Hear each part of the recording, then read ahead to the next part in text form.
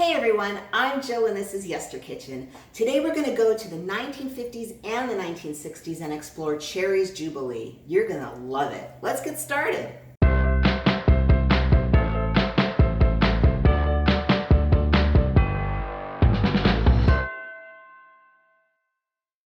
So today we're going to make a very sexy dessert. Why is it sexy? Because we're going to set it on fire and it involves a lot of booze. Kind of one of my favorites. So Cherries Jubilee, it was invented by a chef named Auguste Escoffier, and he made it for Queen Victoria. It's either he made it for her Diamond Jubilee or her Gold Jubilee. No one's quite sure, but she loved cherries. It was her Jubilee, and Cherries Jubilee was born. Now, Chef Escoffier is actually a pretty awesome person.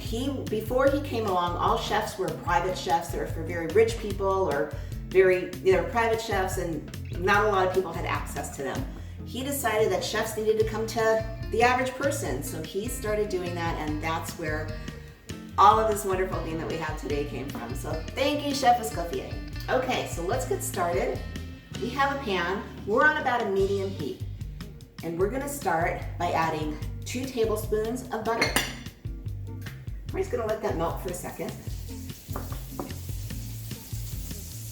And while that's melting, we're gonna add 2 tablespoons of sugar.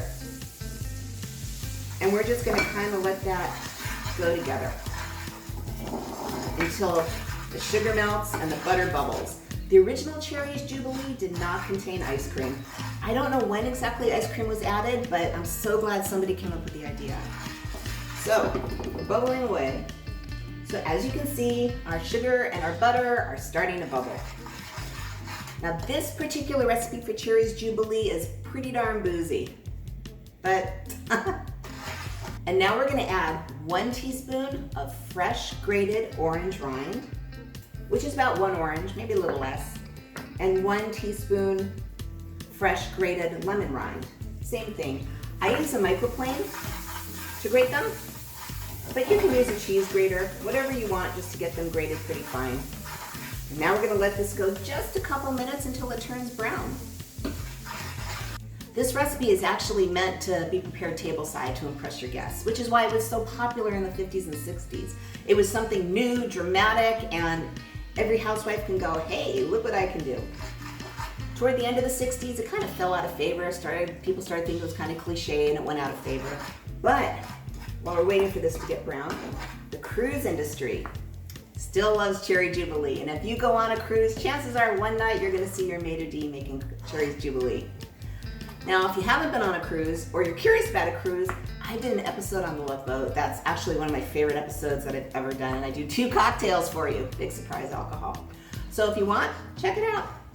And if you ever wanna do a retro party, this is a classic dish. You'll impress your friends, and trust me, they'll love it. This is a great recipe. So this is kind of what you want it to look like. It's not really brown, but it's just starting to change color, and the sugar and the butter are kind of turning it into a little candy. At this point, you want to add a 1/4 cup of orange juice. Just use fresh squeeze. You're going to peel the orange anyway. You might as well juice it. And the same thing, a 1/4 cup of lemon juice. And we just want to stir that around and kind of incorporate. So the sugar melts into that and it starts to become a syrup. This will probably take a couple minutes. So here's what you want it to look like. It's just starting to bubble and everything's incorporated, and now you have this beautiful syrup. So to this, and here's where we're gonna start getting a little boozy, we're gonna add a 1/4 cup of Kirschwasser. What? Well, first of all, if you saw my cheese fondue episode, you know what it is, but that's okay. I got you covered. Kirschwasser it's pretty much a cherry brandy. It does not necessarily have to be this brand, but here's how you spell it. So into the pot it goes. And to that, we're gonna add 3 cups of thawed and defrosted dark sweet or Bing cherries, same thing. And in it goes. You can use fresh cherries, but I like easy, and these are easy, and they're delicious. We're just gonna stir those around, and now you're gonna start, look at that. Oh, look at that beautiful color. So now we're just gonna start getting this heated through. I'm gonna say it's maybe gonna go about 3 or 4 minutes. Okay, so it's been about 2 or 3 minutes.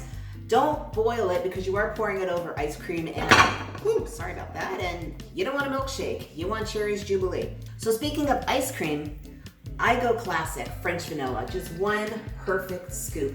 You can use whatever ice cream you want, but French vanilla, it's rich, it's wonderful. You can see the vanilla bean flecks in it. It's just, I mean, if you're going to the trouble of making Cherries Jubilee, go with something really good. Okay, so now comes the show. So we have our cherries all warmed up. Now I've got a 1/4 cup of brandy. You do want to warm it. You're gonna pour it over, you're gonna light it on fire, and then when the flames die down, which just means the alcohol has burned off, you're good to go. So you ready? On goes the brandy, and on goes the lighter. There we go.